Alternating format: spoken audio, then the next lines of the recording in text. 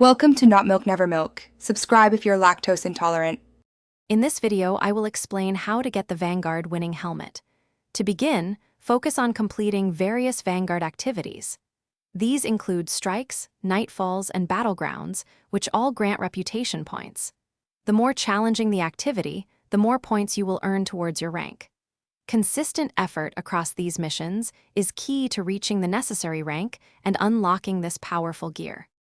To efficiently earn Vanguard rank, prioritize completing all available bounties from Commander Zavala. These provide a significant boost to your reputation.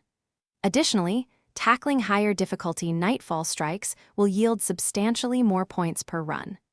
Don't forget to equip a Vanguard Prosperity mod on your Ghost to further enhance your reputation gains from activities.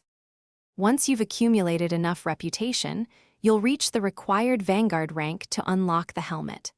Head to the tower and speak with Commander Zavala, who serves as the Vanguard vendor. He will have your earned helmet available for collection.